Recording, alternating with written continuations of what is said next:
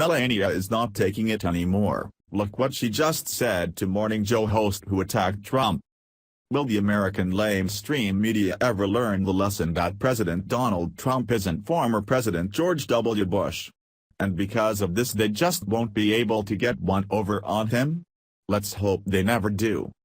Earlier this morning, just as MSNBC's Morning Joe was on the air spewing their regular morning hate-filled rants against our president, the president himself sent our two hilarious tweets against soon-to-be-married far-left-wing co-hosts, the failed congressman from Florida Joe Scarborough and Mika Brzezinski. All the liberal hack Mika Brzezinski was able to respond to Trump's attackers by tweeting a picture of an old Cheerios promo that was labeled "Made for Little Hands," which was a reference to an attack on Trump made by Senator Marco Rubio during the 2016 GOP primary campaign. Weak Mika, weak.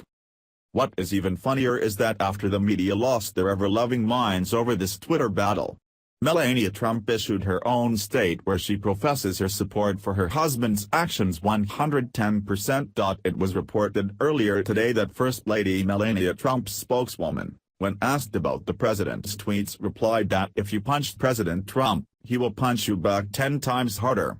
She also added that as the First Lady begins her anti-bullying campaign, this case isn't the president's fault because he's defending himself against constant vicious attacks by the media.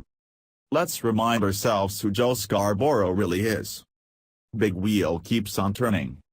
July 21, 2003, apt.us. Between the evening of July 19, 2001, and the following morning, a young, vigorous political aide named Lori Klasudas died alone and under mysterious circumstances in the Ft. Walton Beach, Florida, offices of Congressman Joseph Scarborough.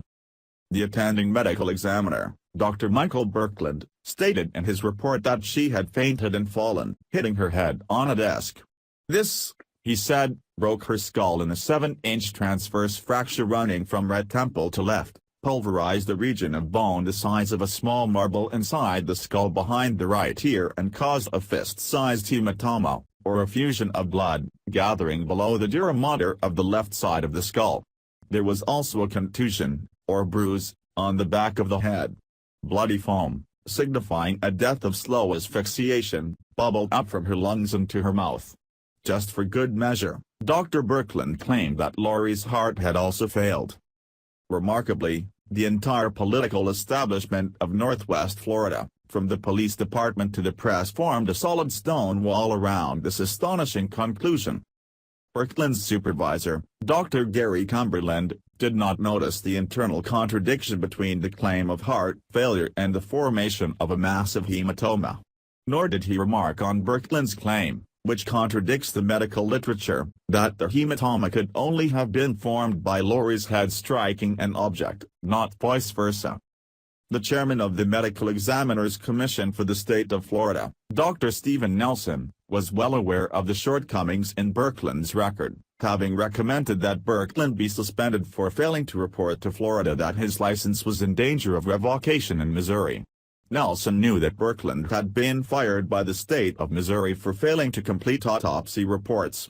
According to his Missouri supervisor's deposition, Birkeland failed to perform 28 autopsy reports for homicides alone in 1994-5.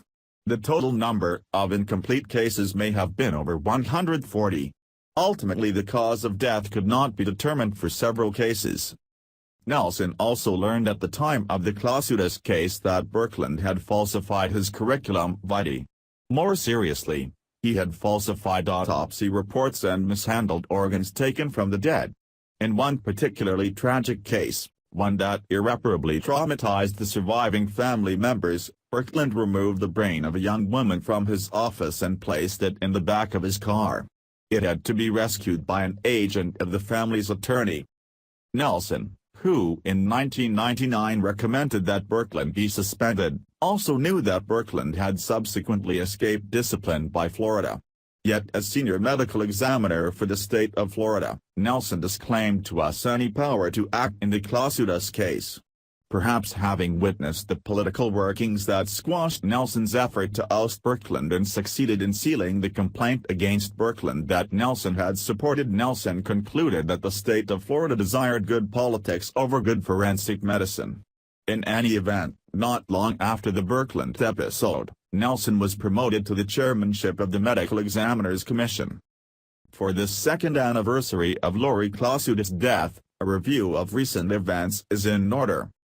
On June 17, 2003, WGDX-AM 1280 radio broke the news that Birkeland had been abruptly fired.